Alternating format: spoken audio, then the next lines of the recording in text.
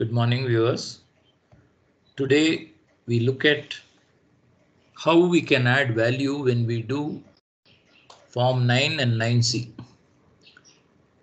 There is a bit of analysis behind this, which is based on the experience of the audits done for the past 2 years.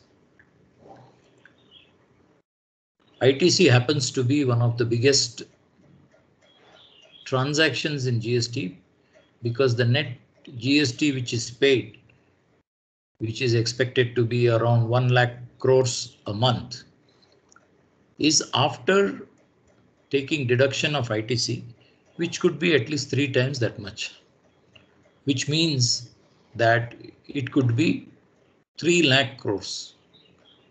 Any mistake there obviously would have a dramatic impact on any SSC.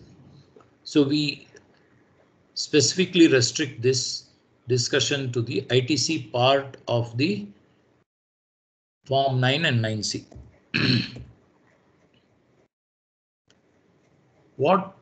In which forms can ITC value addition come? Number one, when we do the work properly, after coming from a point of good knowledge of GST, ensuring all the checks and balances are put in place, ensuring that we have looked at the internal controls, avoiding dispute and demands after years, which will be obviously with interest and penalty, would be the top of the list.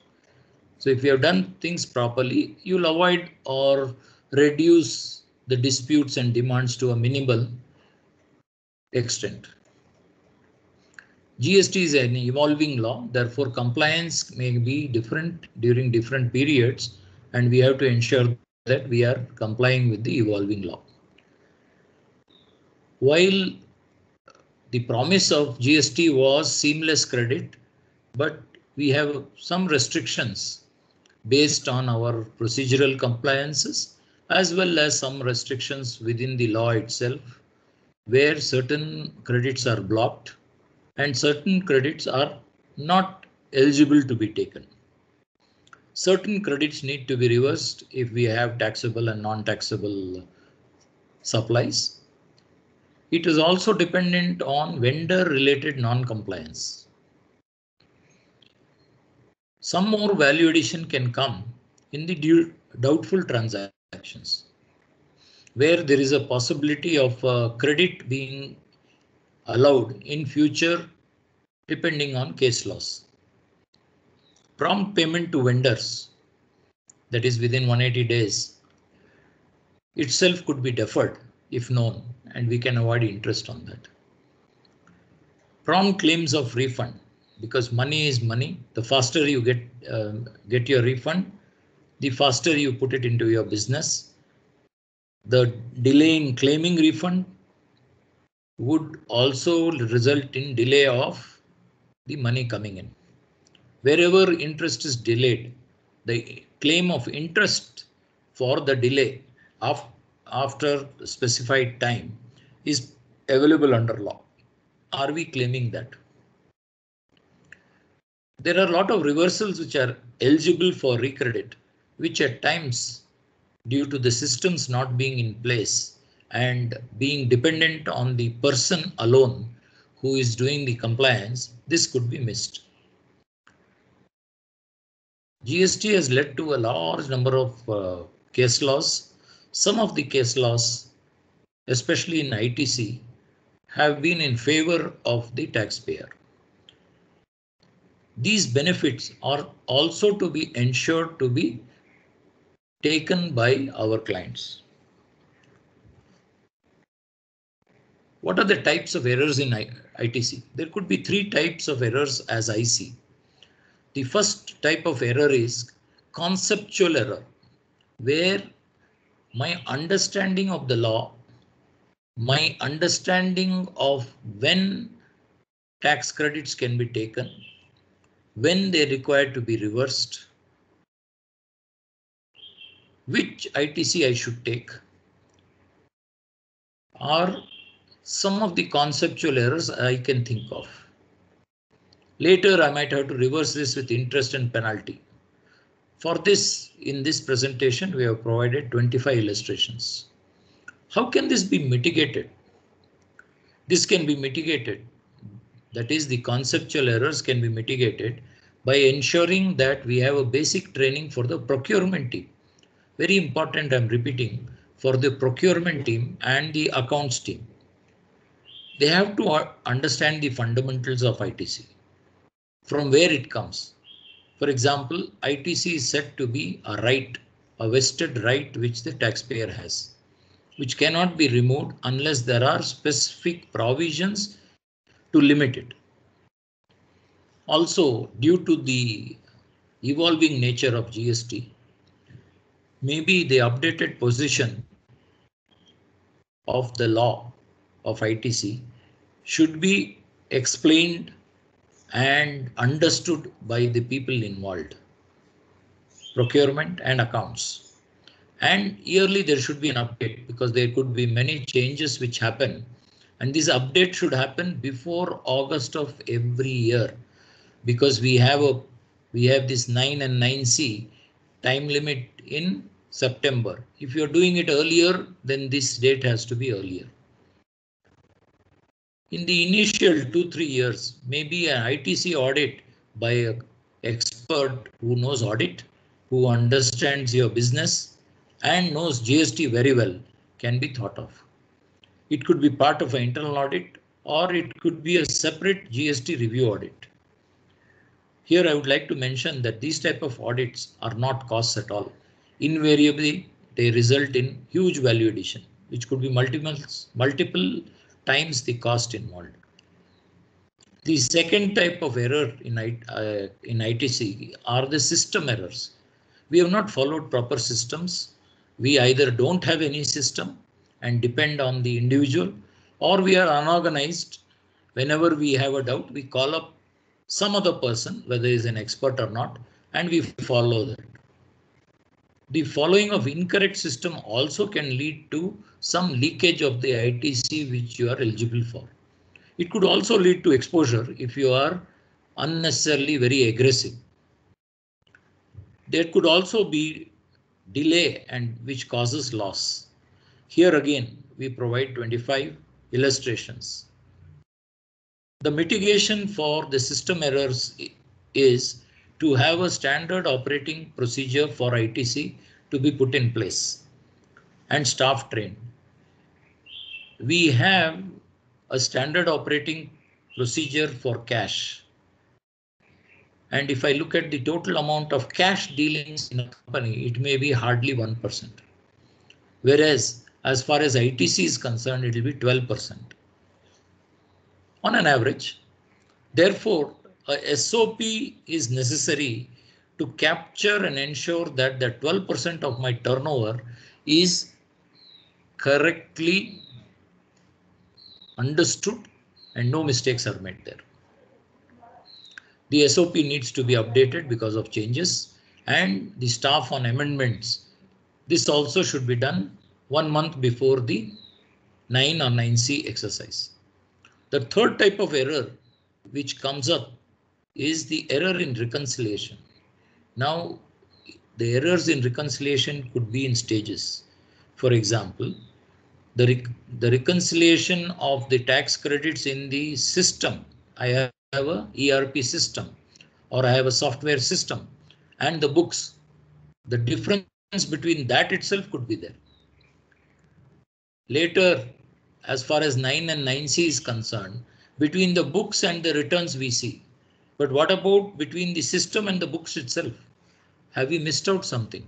Have we taken some excess credits?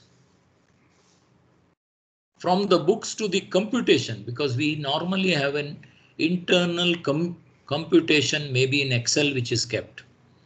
So there is one more reconciliation which is required before we come to the reconciliation of books to the returns, or to the computation to the returns.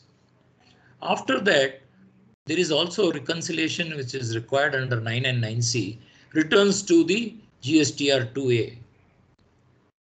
This last part I am not included in the presentation because that comes in your 9 and 9C reports itself. Only the first two which do not come in the form, which is, I would say, much more important than what is there in the form, as far as ensuring no errors and all benefits taken. Let's examine the 25 illustrations which we have. The major conceptual errors, I would say, are the 25 which I have listed. These are not in any way prioritized. I have put it as I've thought about it today. The first thing is ITC on obligatory payments. Those payments which are required under law. For example, with the COVID pandemic, insurance has become compulsory. And once it is compulsory, it's required under the law. I am eligible for the tax credit on the insurance. Rental of car, it's not our car, it's of car. Where there is a requirement by the government itself that people should be safely transported from their homes to the office and back. In such cases also we can take. Anyway, as you are aware here, more than 13-seater anyway is eligible. Goods provided as a part of CSR. CSR has become a part mandate, 2% to those companies where it's applicable is mandated under law. You have to do the CSR, otherwise you would be found wanting. Food and beverages are also restricted under GST. However, there are companies where it is compulsory, where because of the number of people, type of industry, food has to be provided by the employer. Wherever there are obligatory payments, we need to confirm and avail the credit. We need not avoid availing this credit. This is a conceptual error we have found in many of the cases. There is also a common mistake that credit on samples and promotional material is not available. This is incorrect in law. There is also a provision under 17(5) which talks about gifts. Gift, if we have to understand the legal meaning, is something done without expectation of any return. Are gifts given in business without expectation of something in return? Gifts invariably are given in the course of business to have good relationship with the employees, to have good relationship with the vendors, good relationship with the customers, etc. Promotional material directly which goes to the distribution channel, either to the super stockist or the distributor or the retailer.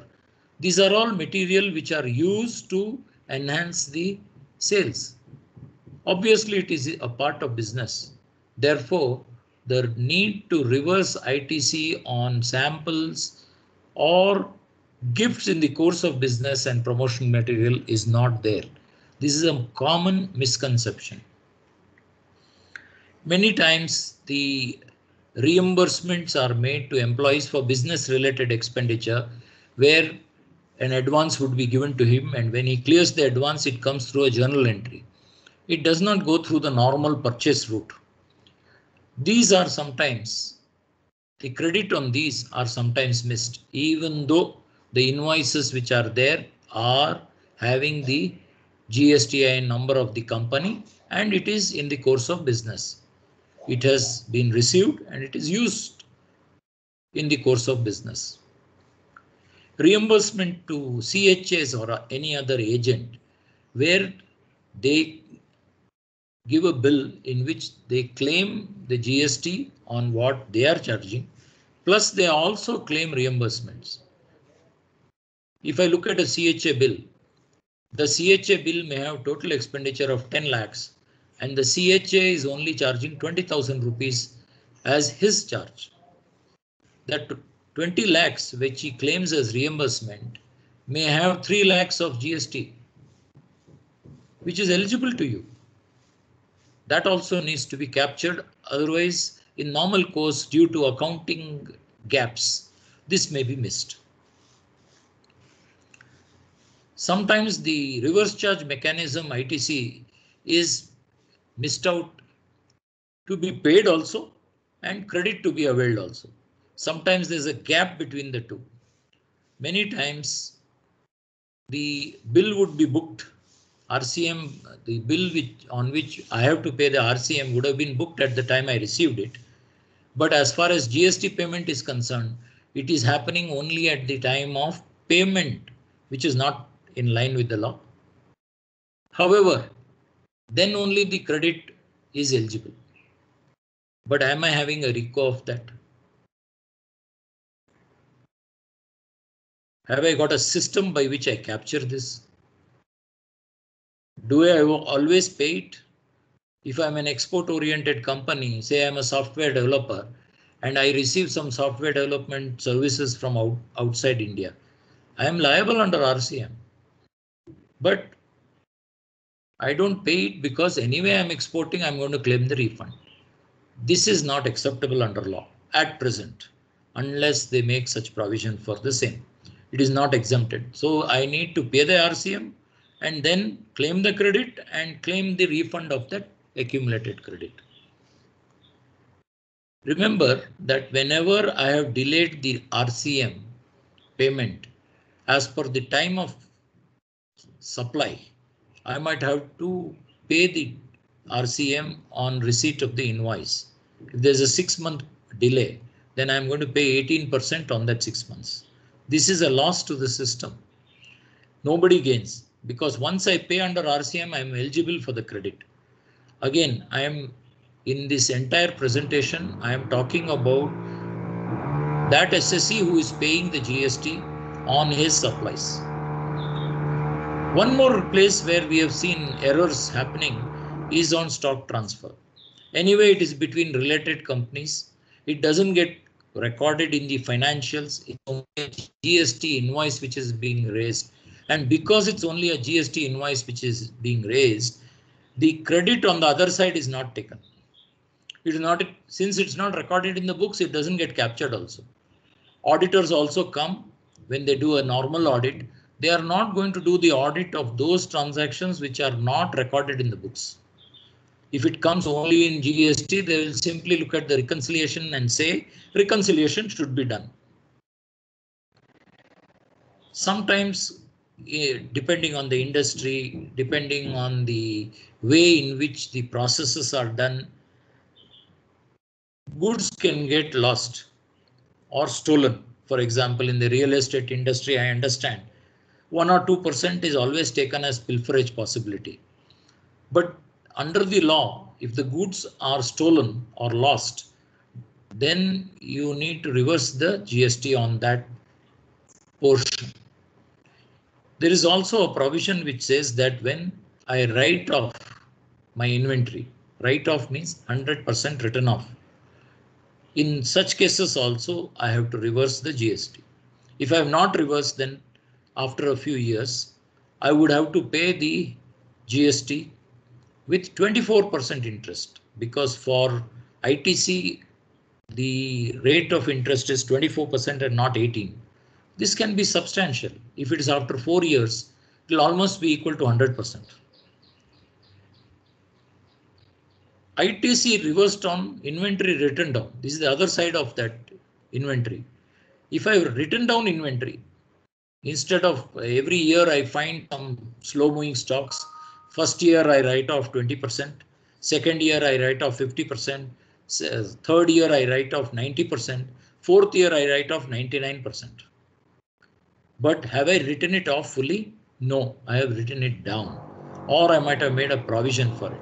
If I have done either of these and those are in stock and can be used if needed, there is no need to reverse the ITC on this.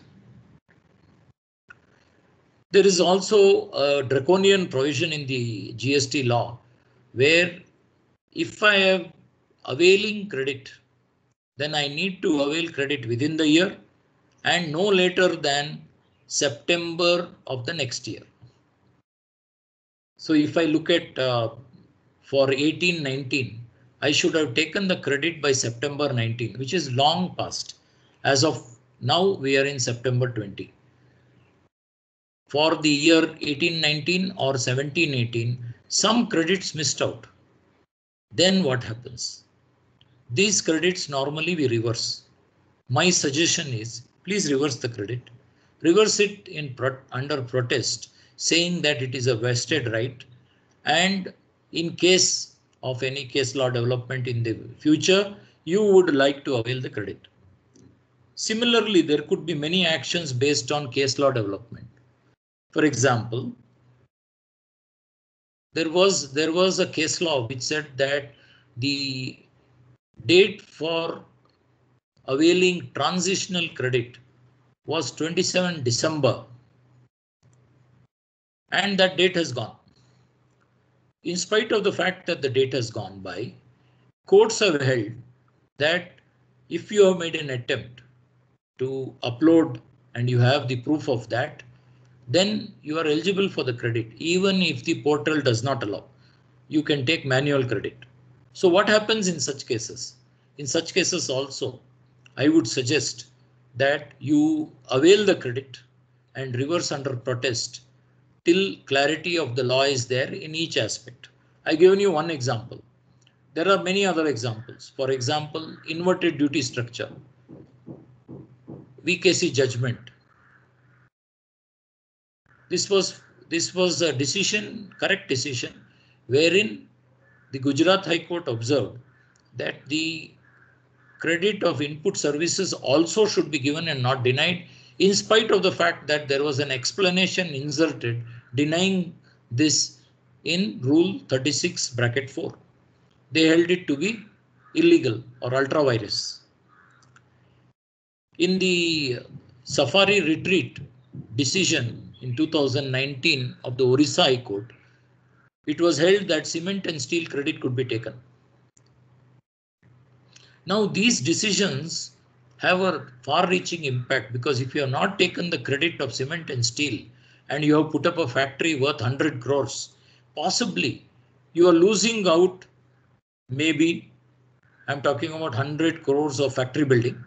You may be losing out approximately around 20 crores of credit. Can any company lose when you are using this building for the supply of taxable products? So I would like to keep the benefit alive. So here also I would like to take the credit and reverse it under protest, or take the credit and not utilize it.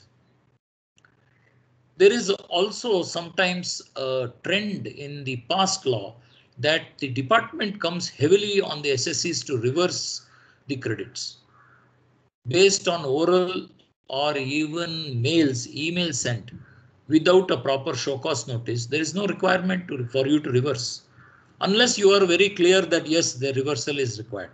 But I have seen that 90% of the cases, wherever there is a need for reversal, it will be in writing, show cause notice will be issued, and many times it's just a frivolous, target-driven reversal instruction by the revenue. In such cases, you should not reverse. This is also a cardinal error done to buy peace.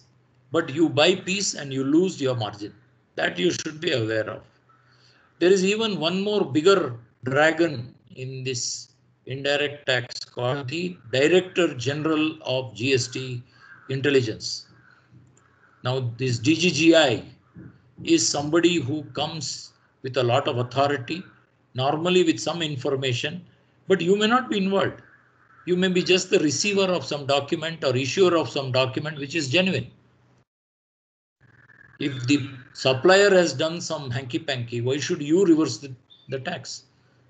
For example, your landlord has not paid the taxes, then why you should be paying the taxes? Anyway, they are going after the landlord and they will take the interest from him. Then why you should reverse it? As per present law, since there is no facility for me to come to know whether my supplier has paid the taxes and his compliances are in order, this facility is not available in the portal, and therefore expecting me to ensure this is impossible. Therefore, Such type of reversals also need not be made. Many of the SSEs have not understood the input service distributor concept, and they have not used it at all. Some of them have got registered as input service distributor, but are incorrectly using the input service distributor facility. They don't transfer it back to the related unit, and the common ones they don't share as per turnover. Even if there is an exempted unit, you need to share the ISD to the exempted unit also. These type of errors are very common. There's a lot of confusion between cross charge and ISD in the industry. This is something you need to be clear about, because instead of ISD, if you use cross charge, tomorrow there may be a denial. Instead of cross charge, if you have used ISD, again there could be a problem. These are all problems which will come up in future. If you comply with it right in the beginning, there won't be a problem. I have multi-locational branches, and I have accumulation of ITC in one branch and cash payment in another branch continuously for a long period. There is something wrong in the way you are working.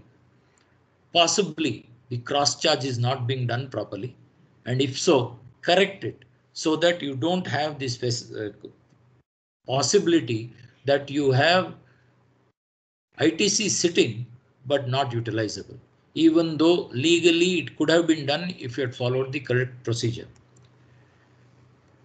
Some of us are having significant imports. Now in 2019, the government came up with a scheme where I need not pay the custom duty, plus I need not pay the IGST on imports till I supply the goods in the local market. If I'm a manufacturer, I will use it in my production, and then I will supply the resultant product. And as far as a trader is concerned, it may just be lying in stock. I will supply it when the demand comes. Now these imported goods, this particular scheme is very useful. There is a little of paperwork obviously involved. You need to get your warehouse registered, and you need to ensure compliance. You need to keep certain records, which are like the earlier records which used to be kept under central excise. So this is something which can save you substantial amount of cash flow, and working capital can be better utilized. Import of services, as I mentioned little earlier, sometimes we are missing out on this, and also sometimes we pay RCM where the place of service is outside India. So we have to understand where the place of supply is. If we understand that, we will pay RCM accurately, and we will not miss paying RCM when it is due. Remember, I pay the RCM and I am eligible for credit. So no point in delaying this. But we have seen crores of rupees missed for years together, and then there is a possibility that because of time limitation, I may not get the credit, or the credit could be disputed for years to come. Transitional credits, wherever we have reversed it as our application was not processed or rejected, in all these cases, we have to keep the transitional credit alive. We need not reverse it, and we should make an application to the department that we had applied for it. Portal did not allow. We have intimated you. We have sent a message to the help desk, and therefore we are asking you to allow us manually this credit. This particular letter is very important if you have got any such applications pending. Sometimes under the law, there are some, what I would say, aberrations. Like there was a limitation when I took the initial credit for my stocks in hand. There was a limitation that any invoice beyond 1 year I cannot take the credit. But this is an illegal claim, because it is a right which had already accrued to me in the past. How can that be avoided or negated? So even in such cases, even if you have reversed, please reverse under protest. That is, you reverse only when the department comes to you. Otherwise, this matter could be disputed, I would say. ITC availed due to case law development. I already talked about Orissa High Court decision. Payment is uniform for compliant as well as non-compliant vendors. Is this fair? There is a vendor who complies with the entire law. You don't have any problem in availing credit. There's another vendor who has a lot of problem. There may be valid reasons. He may have cash flow problem. His bank loan might have been rejected. Whatever. COVID, his margins got contracted. There are many reasons why a vendor may not pay the tax. So can we have a system to bifurcate between A, B, C category of vendors based on compliance, so that for A and B, I may make payment on receipt of the invoice in due course as per the understanding. And for a non-compliant vendor, I will only pay the GST a part of it. The basic part of it. The GST part of it, I'll keep it pending. Only when it comes in my 2A, I will pay. This is something which can be thought of to protect ourselves. Many times I have seen companies over a period of time, they find procurement from the unregistered suppliers or composition dealers easy. And the proportion of procurement from this may be 10% of the total procurement. Remember, if it is 10%, then 1.8% you have already lost because you do not get credit.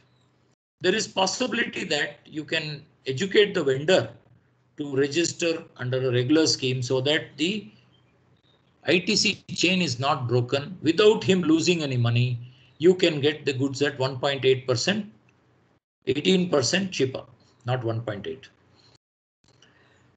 If I am I am an exporter, then the decision on whether to go under letter of undertaking where I don't pay any duty, or I go on paying duty by utilizing my credit is an important decision. I would recommend always payment of GST as the better option because it does not bring in any subjectiveness. However, in some circumstances, we may have to go under the LUT method.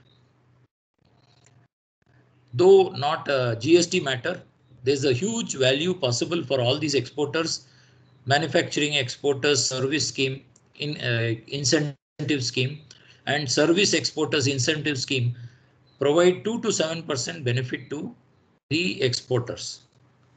They can also make these claims for a period of time. Past years also is possible with a cut. Those of you who have not made this may like to make this claim. Remember, today the system of getting refund under either GST or the foreign trade can be done without payment of any bribes or any percentages. Therefore, even the true professionals are only charging for their time now.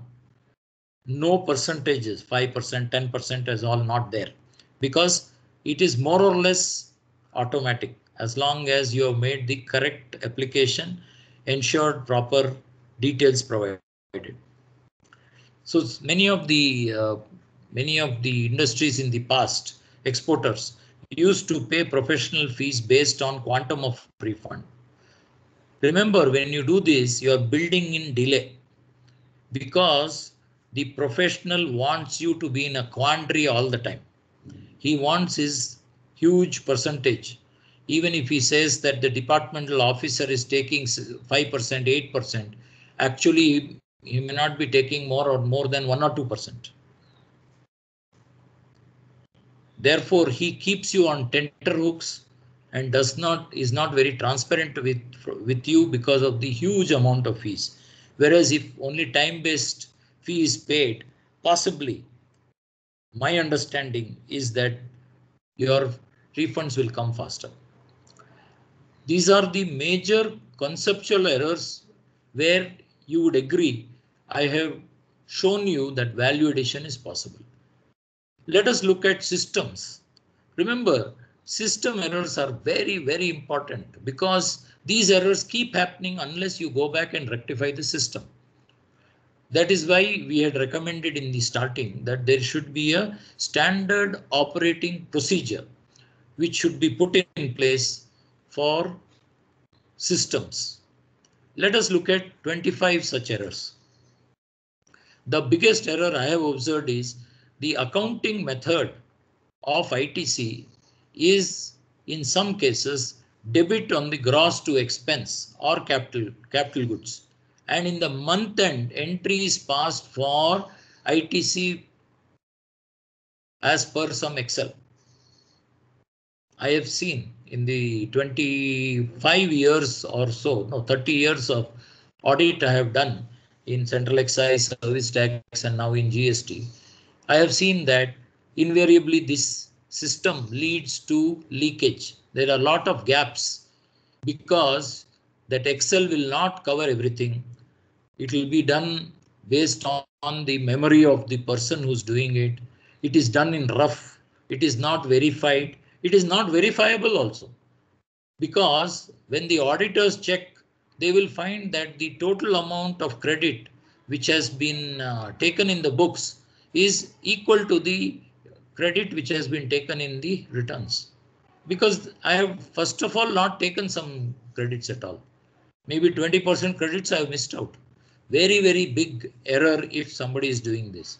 Ideally, when the initial entry is passed, you should say debit capital goods 100 rupees and debit GST ITC recoverable 18 rupees.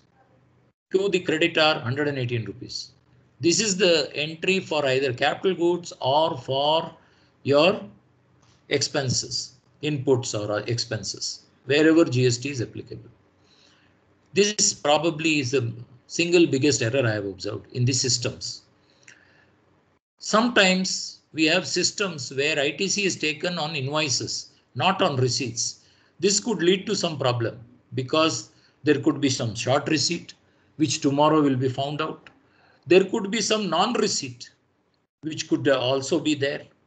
There could be some receipts not to you directly, but indirectly to your agent, job worker in the bill to ship to transaction, in which case these invoices would be kept aside by the stores, may be kept aside by the accounts. Sometimes it is people are availing ITC only on GST or 2A entries. It is catastrophic because 2A does not capture everything as of date. Recently, they have included imports also. Otherwise, earlier it was not even capturing imports. What about the dealers who are filing their returns once in 3 months? That is not captured in the GST or 2A. It will come after 3 months. What about those who make mistakes in uploading their GSTR1? Instead of uploading in your GSTIN, they upload in somebody else's GSTIN. Instead of uploading as B2B, they upload it as B2C. This is all supplier's defaults. Supplier's default need not lead to your loss. So we should ensure that ITC is taken on invoices and receipt. GSTR2A is only a depicting entry to confirm and have no problems. In all the ship to bill to transaction, constructive receipt is there when the branch receives the material or the agent receives the material or the job worker receives the material. Are we taking credit then, or are we taking credit after everything is reconciled? Maybe I have missed out taking credit for 4 months. There is a provision, again a draconian provision, that in case you don't make payment in 180 days, you are supposed to reverse the ITC along with interest. Now, whether you should debit the interest or not, I do not know, but you need to reverse the tax for sure. Many people reverse the tax and later they depend on memory to take the recredit. This particular reversal should be put into a memorandum account, which is quarterly being reconciled to see that wherever you have subsequently made the payments, recredit is taken promptly. As I said, there should be a continuous evaluation of vendors because vendors' non-compliance will lead to dispute. Now, no reconciliation of cross-charge and IST because everything is within the company. This has to be done. Sometimes these amounts could be quite significant because of the type of movement of goods within branches and also back to the head office, etc. Here you have to ensure that the cross charge which is charged by entity A to entity B in a different state, entity B has taken the credit. So like the banks have a system, there should be a responding system. That means the person who debits it should have a system by which the credit should be automatically confirmed, only then he should close that memorandum account. Otherwise it should be open.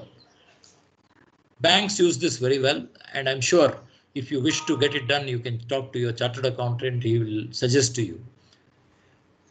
As far as capital goods credit is concerned, even though I capitalize the capital goods, what is it that I capitalize is important.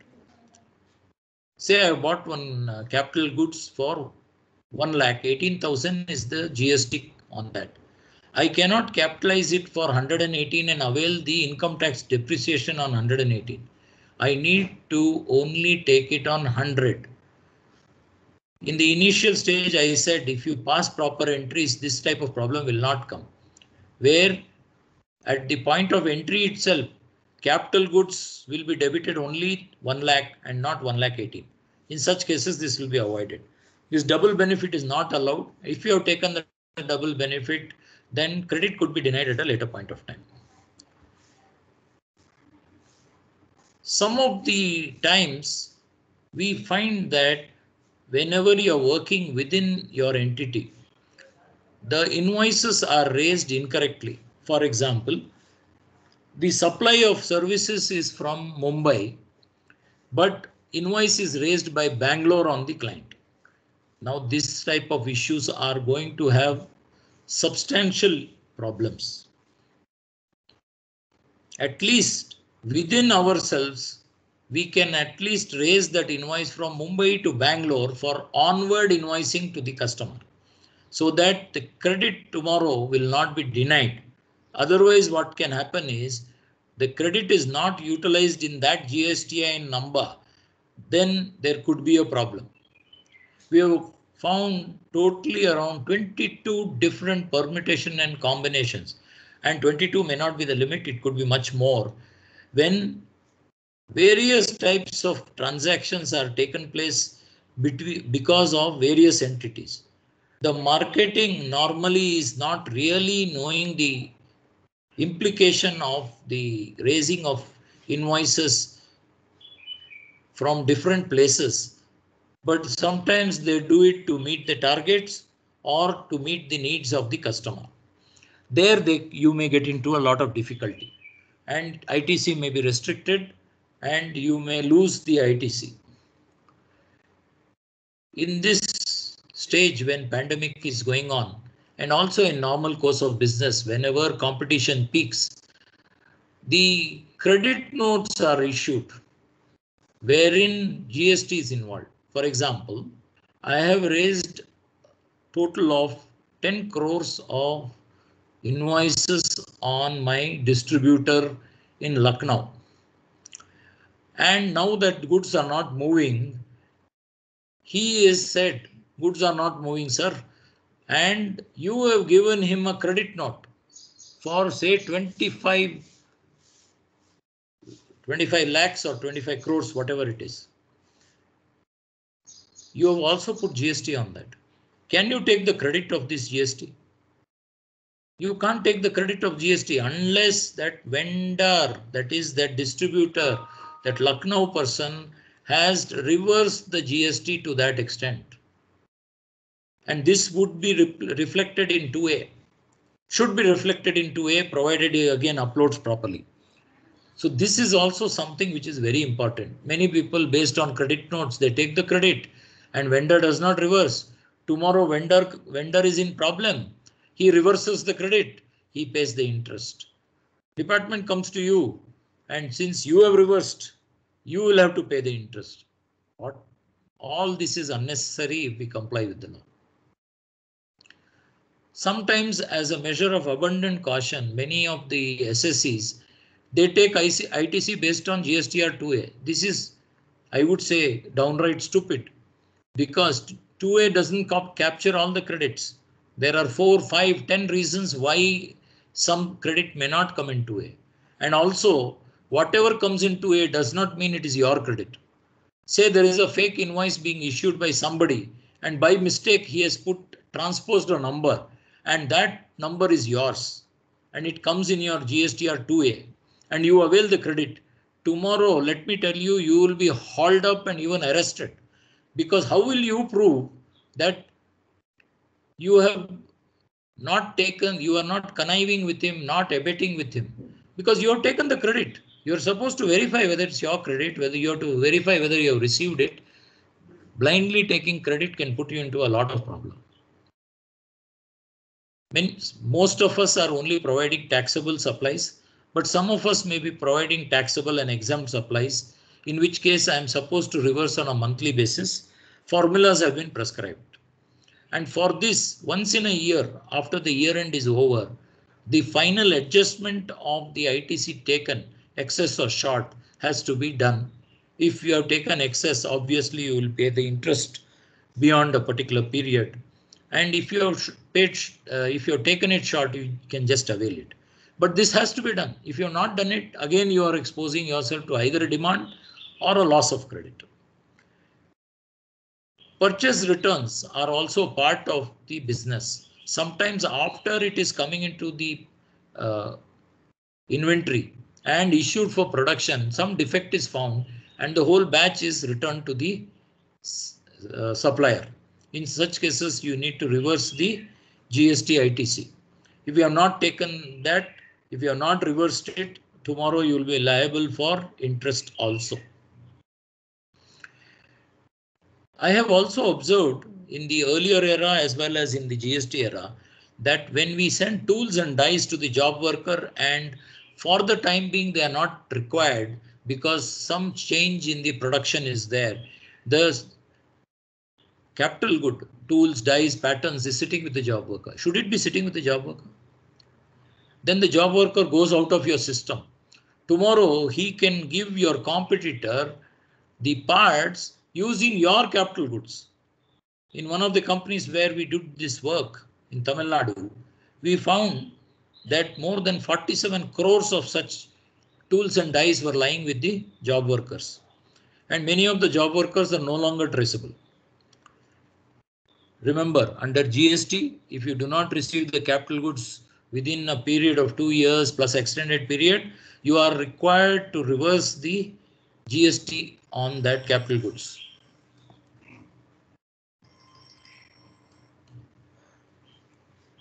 The reversal of inputs also similarly is there for 1 year and 2 years.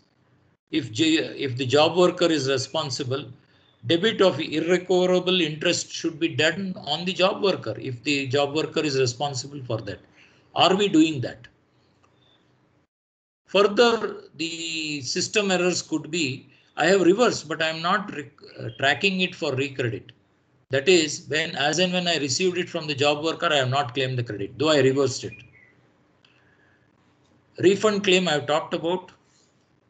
Inverted duty structure, please claim in time. Department may have 100 reasons why they won't accept your refund claim. As far as you can do it online, please do it. If you can't do it online, please go ahead and make a manual application. Make claim in time, as I said earlier, and wherever you need to follow up, please follow up on record and always escalate if the period is getting more, because the refund is your money, not the department's money which it is giving you out. It's not a dole, it is your right. Wherever there is a delay, claim for interest. This would also make the department accountable. Sometimes non-integration of ERPs to software to the returns, as I mentioned earlier, is possible.